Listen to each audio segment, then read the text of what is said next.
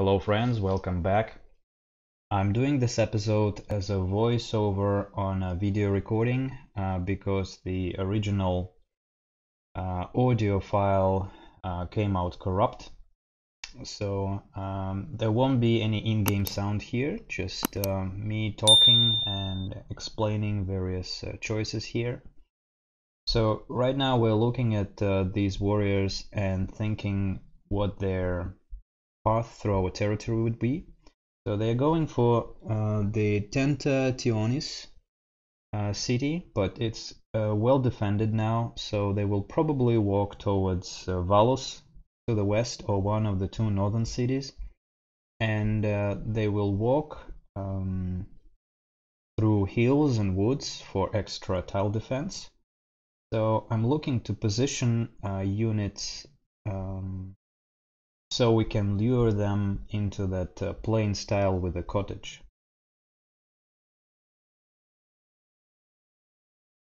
We'll put the stronger, already highly upgraded warriors over in the forest style to the left of Tentationis, so they can hold, and we'll leave the younger warriors inside the city. So this guy brought them to us. Well, not really, he just scouted and found them. But yeah, here we go. Warriors have a 25% defense bonus when garrisoned in a city. So they hold pretty good on their own, and maybe we don't really need to give them that Combat 1 promotion that they can all get.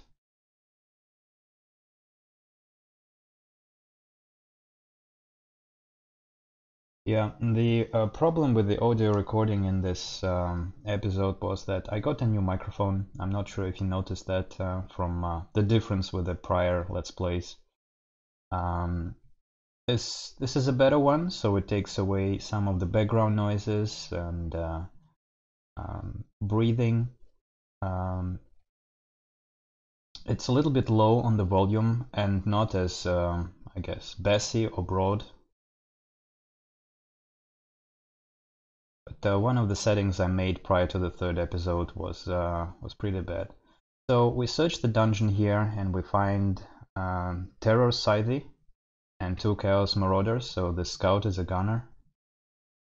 I probably forget that we're at war with Garim and can't use these roads, but I remember that in time to put the warrior in the Hippo city. So both Kandros and Tasonke are past the trade civilization, trade technology. But Tasonke, even though he's now cautious to us, getting better, our diplomacy is getting better. He doesn't want to give us that Octopus Overlord's religion, which we need for the Drowns and eventually for cultists and Stygian Guard. So the scout was destroyed, and yeah, so there's a mistake. I send the warrior into Luchurk territory so he doesn't use the roads. If we used the road right to the north of Ithralia to look out, he would stay alive. So now we just disband this guy to save us one gold this turn. The cities keep pumping warriors that we will upgrade into drones. And yeah, actually also made a few rearrangements for a citizen and specialists off camera at the start of this episode. So prioritizing research and working cottages. They develop very slowly, and we don't have a civic in Fall from Heaven to speed up cottage progress, unlike base Civilization 4. But time passes by relatively quickly anyways, so that's good. Here I decide to take Combat 1 rather than take my chances.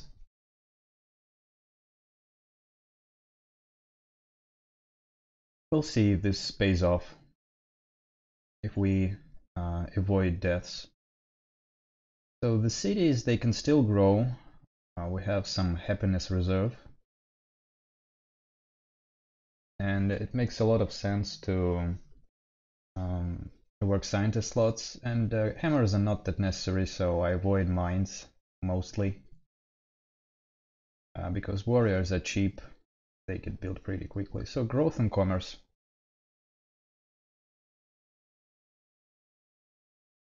Now that we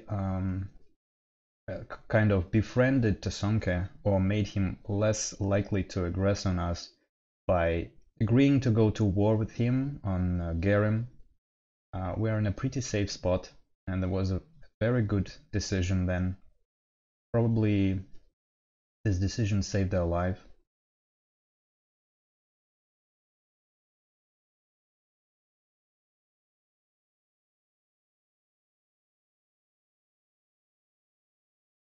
So workers don't have much more to do now that all the tiles have cottages, and we don't have archery attack for lumber mills on forest tiles. And for now I'm reluctant to chop out forests, sacrifice health. Yeah, looking at the two barbarian cities, they're pretty nice, good resources around them. Yeah, and here take a look how expensive it is to go towards priesthood and fanaticism with the current research output. So it would be a good idea to grab writing for the libraries and the ability to build research, maybe even build a great library for the extra free great scientist. It's not a very expensive wonder, it's actually pretty cheap. The ability to build research is very good. Build research and gold for Bannor when in Crusade. I think they can still do it. Pretty useful because they can't build normal peaceful buildings. Only things like training yards, archery ranges, and military units. They can't even build workers or settlers.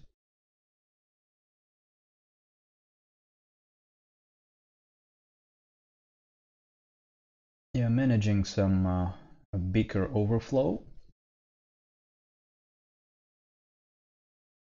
Alright, so this paid off. All the 4 barbed warriors died and gave the defenders 2 XP points each. That's pretty good, meaning that the odds were pretty much even. I mean, if the odds are in favor of a defender highly, and they only get 1 XP point. So here we got 2 for each of the guys. We have some unexperienced, really rookie level warriors that will continue their garrison duty, and some of them will occupy those new barb cities. So they'll still pay off their hammer and gold cost.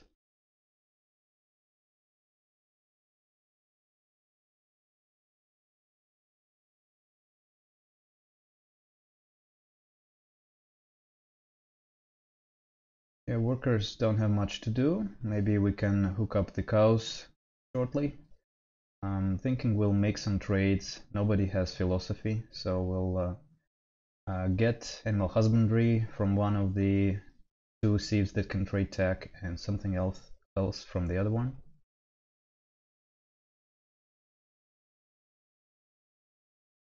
By the way, we have 3 mana nodes. We will get the bottom node in the next border pop, and that could be, let's see, an enchantment mana for promotions for our melee units, body mana for haste, although you can't haste drones and Stygian guards, but you can haste demagogues and priests. Yeah, but rust and rust with entropy will be good, especially against dwarves, and blur with shadow mana. So probably enchantment, shadow, and entropy.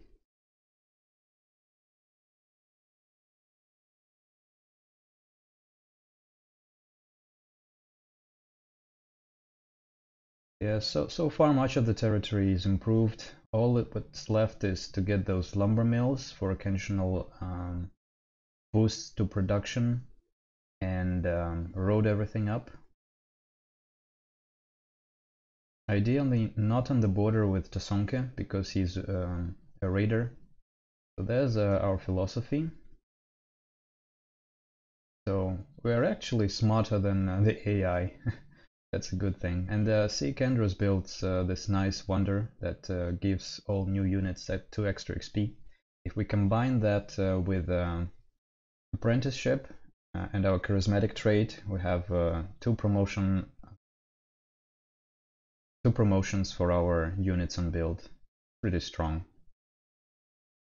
Seeing how strong Kendros is, we'll probably get that city with that statue somewhere later in the game, where that won't matter too much.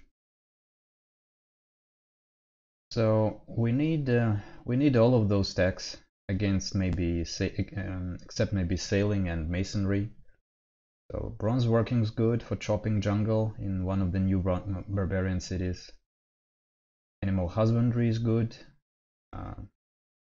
Eventually puts us in range of horseback riding, not for the horsemen but for the mobility promotion, and we need that on drones and Stygian Guard. So we've got horses even.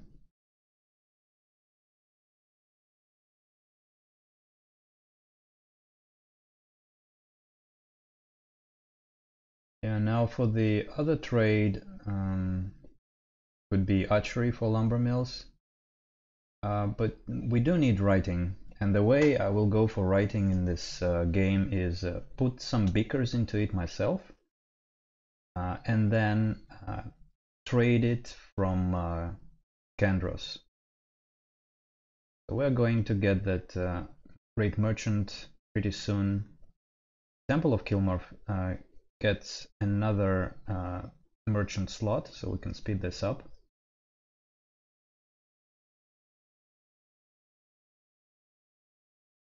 And maybe get a second one after that.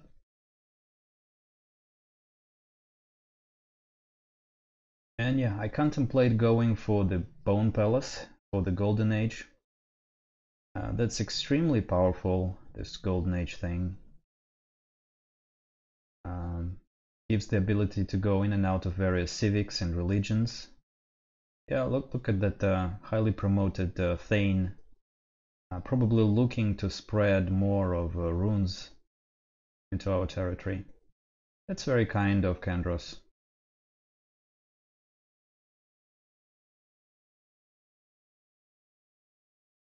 So yeah, Bone Palace is a good idea. I eventually decide to go for it, although that's pretty risky. But yeah, we'll talk about that.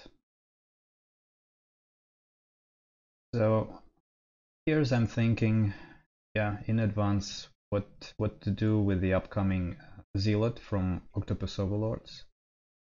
Save him to spend culture in one of the barbarian cities, or use him into Tentatanionis to get horses.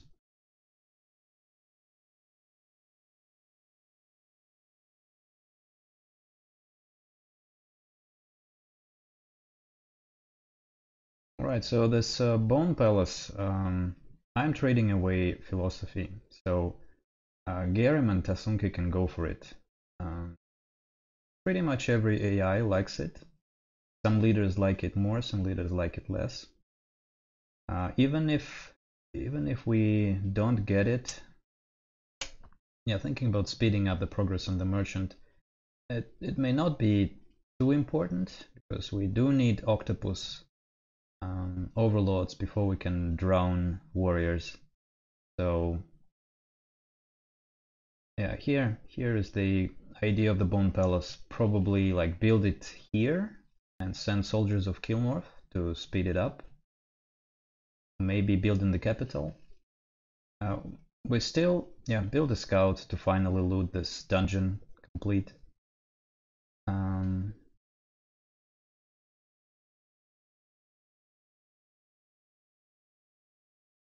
And we are in God King, so we get 50% more hammers in the capital, and can make good progress on the Bone Palace. Once the Great Merchant is out, we can reassign those citizens to this one more Plains Hill, and yeah, we can do it right now. Again, not in a hurry to get the Great Merchant. And then eventually to one of the forested tiles. Maybe chop something to speed this up.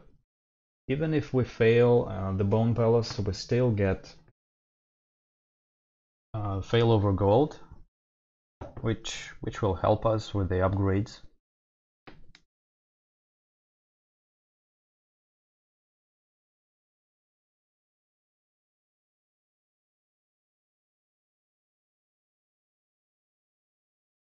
Yeah, so in deity,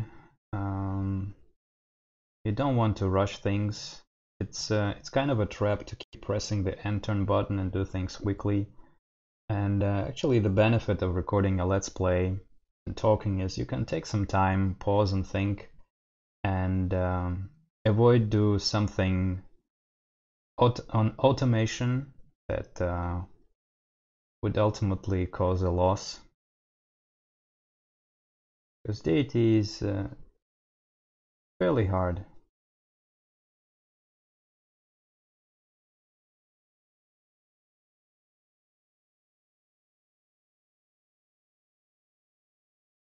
Malakim founded Fellowship of the Leaves, beating the High Elves to it. Yeah, well, Melancher and Lyosalfar are technically not High Elves, I guess. But in this standard mode we have just them and the Svartalfar, the Dark Elves, so let them be the High Elves. So now that we sunk some beakers, Kandros can give us writing no problem, and we need all of that. We need archery, bronze working, horseback riding, sailing not so much. And if we get trade for ourselves, then we'd be able to trade techs with the two other saves we're at peace with that are pretty backwards. The Malakim and the Elves. So now the path is Message from the Deep for the Drowns, then Priesthood for Cultists, and then probably Fanaticism for the Stygian Guard.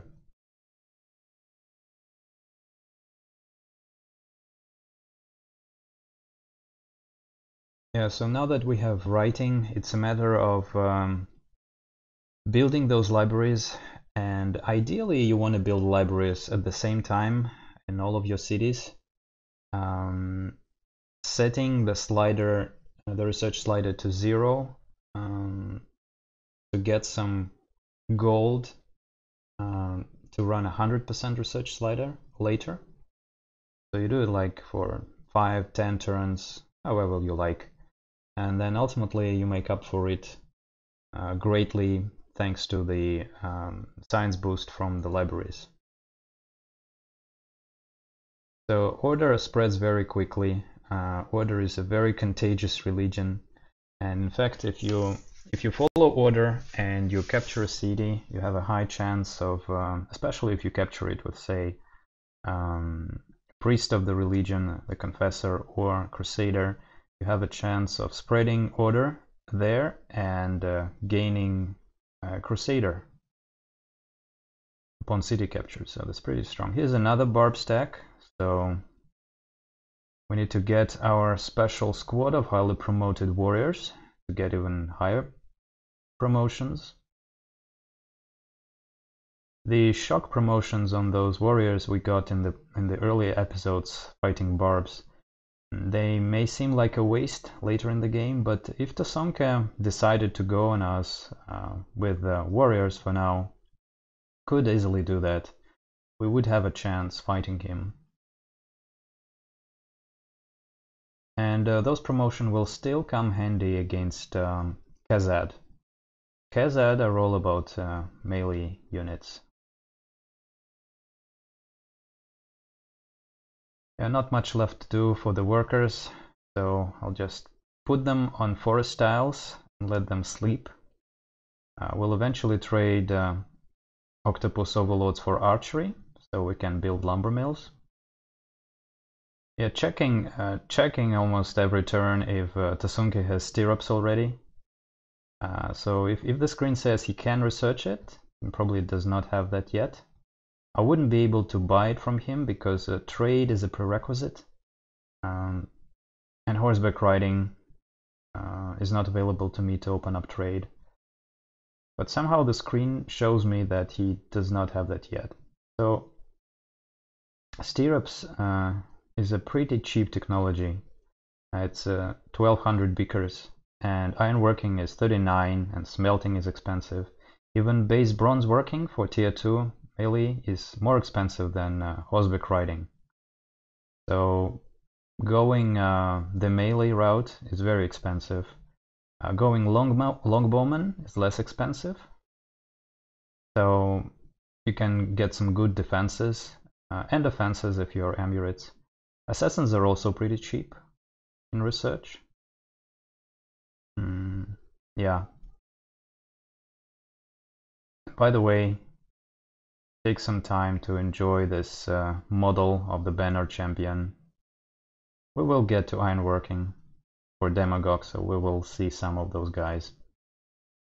But best of all is fanaticism, and we're going there for Stygian guards. Pretty cheap, and yeah, I think we'll take a look at them later. Yeah, some roads while we can, and eventually lumber mills. I'm not sure why I'm so scared of this 4 warrior stack and bring all my army up there.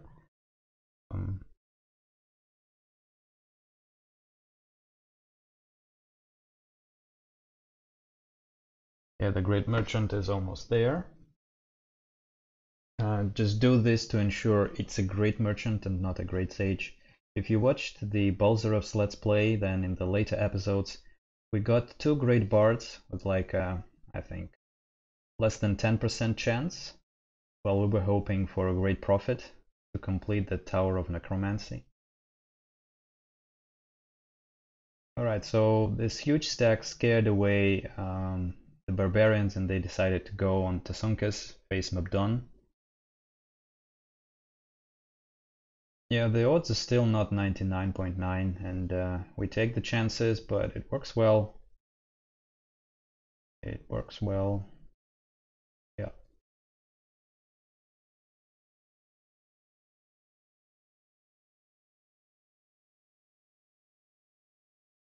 So then going back to a city that has octopus overlords to drown those soldiers.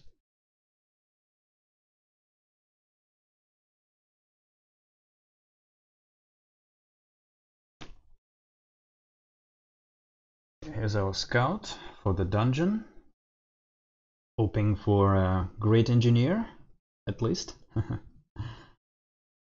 Any great person would do for a golden age.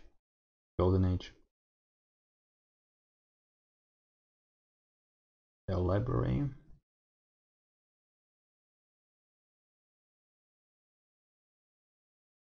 Now I'm contemplating, obviously going for the Bone Palace requires the maximum hammer count in the city.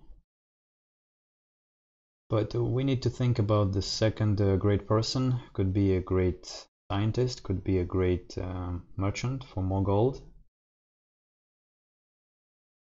So, and yeah, we sent him on a trade mission. We need a city with the highest pop count.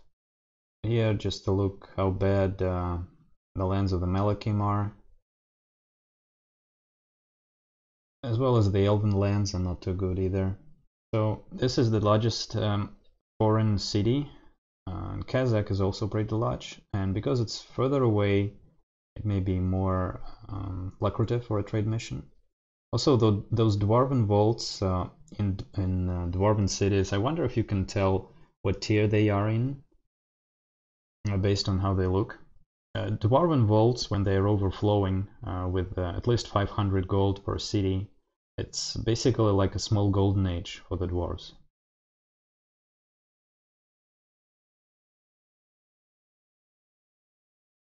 Yeah, the workers now can do some scouting against the Sonke. I'm still very much afraid of him. I don't trust him.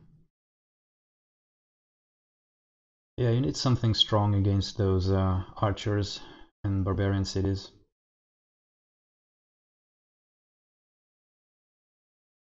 Yeah, he still doesn't have stirrups. Does have code of laws. I'll see. We've done a lot of good to him. Gave him our mana.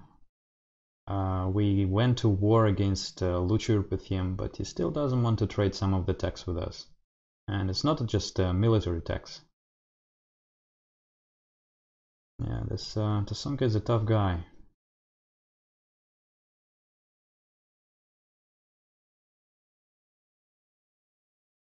Okay, so we'll park some of the workers.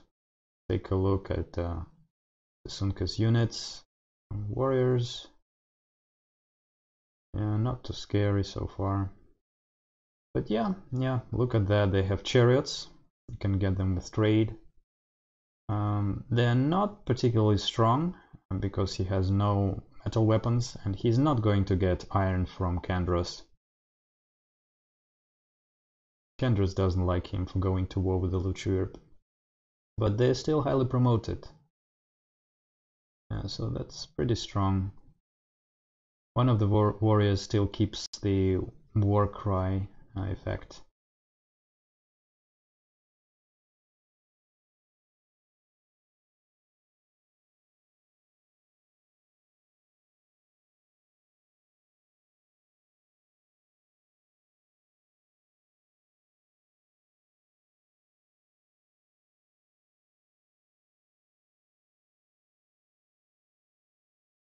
Chariots, pretty good cavalry actually when you have metal.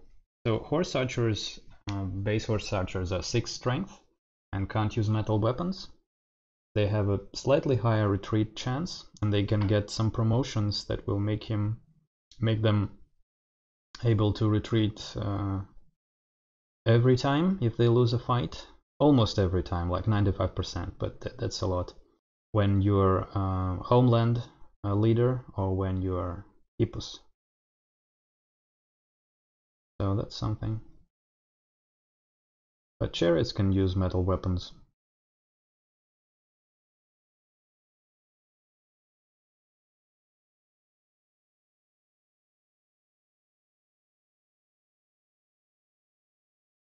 Yeah, everybody goes into Runes of Kilmorph. In one of the screens with religions, I think it was like 48% global control for the religion.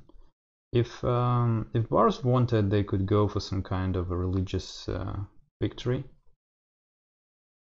Yeah, and look at the dwarves. They go for slingers, so they're not looking to put up a fight against the Sonke and protect Garim. I wonder if he's looking to agree them into chariots. Either way, you can rust chariots with entropy 1 just as good as you can rust. Let's see. You can rust his champions. Okay, we don't get anything, just 1 XP point. That's it. Yeah, he could send his chariots over to Garim's city. Not sure why he doesn't do it.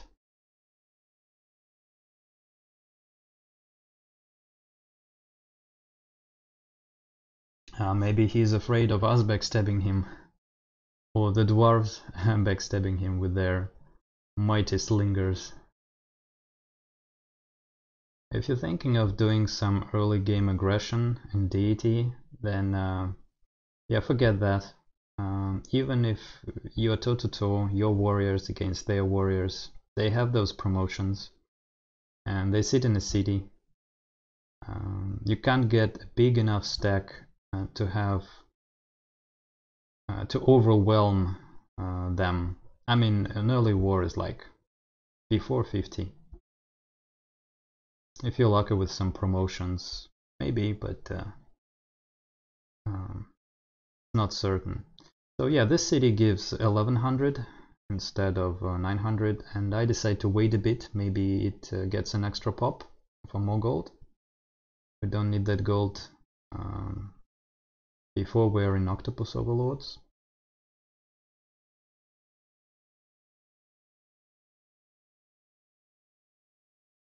Not much more available for trades.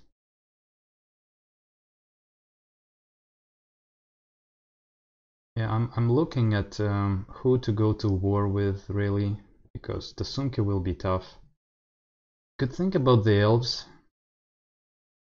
Could think, but yeah, they're going to call their Trents.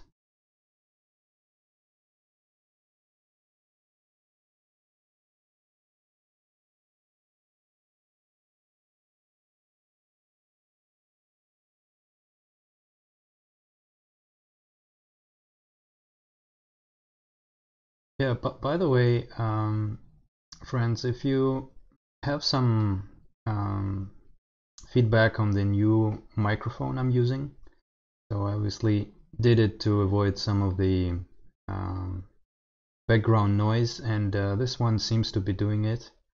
Sounds a bit different, less bassy. But if you like the first one better, let me know. I can switch to that, no problem. Seems like I exhausted all the possible ways of improving audio quality in OBS. So that's probably the best I can get out of this one.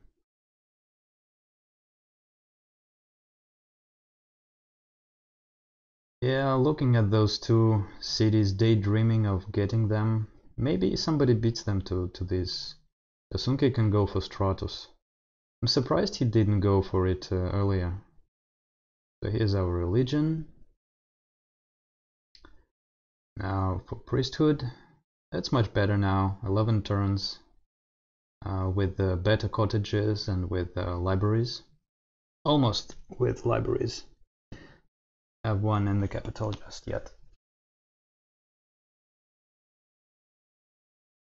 So we do the switch, hoping Kandros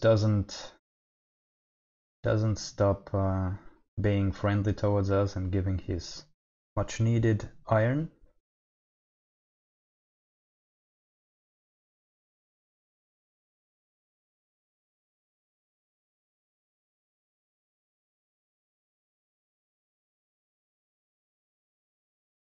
Yeah, so the idea is to keep this zealot and spread the religion in one of the Barb cities for extra, well, not for extra, just to avoid building the monument, that is.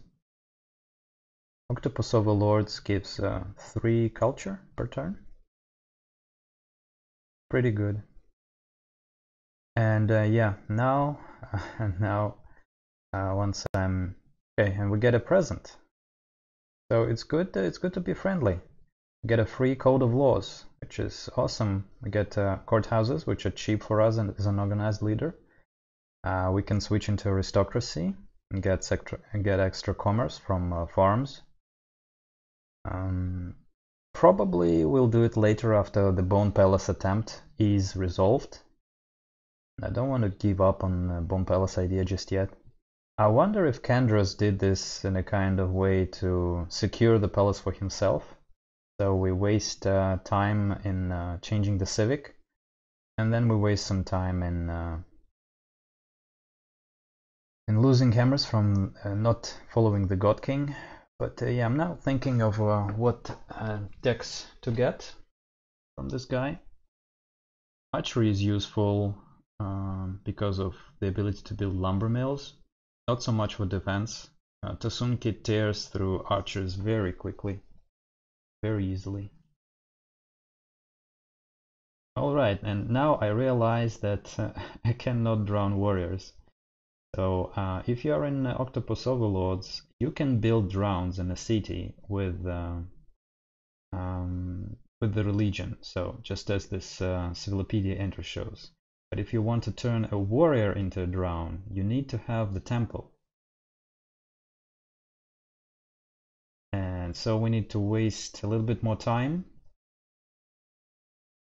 getting the temple in Velos.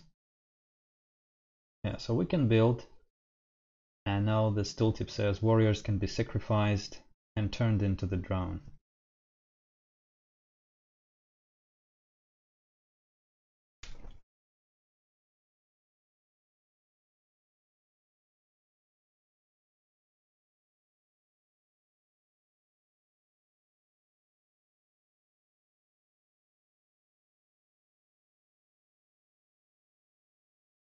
Yeah, so looking how we can rearrange some of our citizen to give extra hammers to the city to complete the library faster and build out that temple faster, while not starving our populace to death.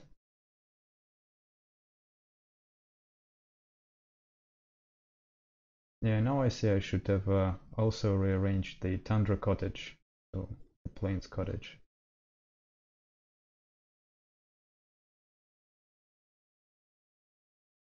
So we'll sink some hammers into archery to get a chance to trade it from one of our neighbors.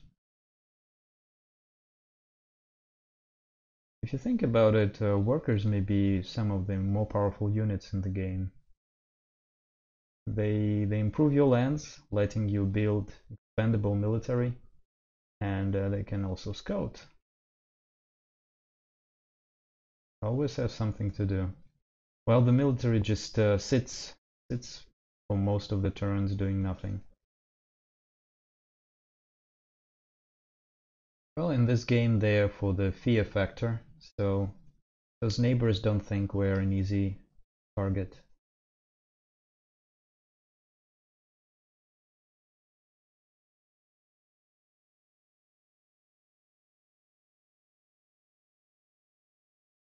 Yeah, I think I still do the library first. Library first. Yeah, courthouses are cheap. We are organized, so we only pay half the price.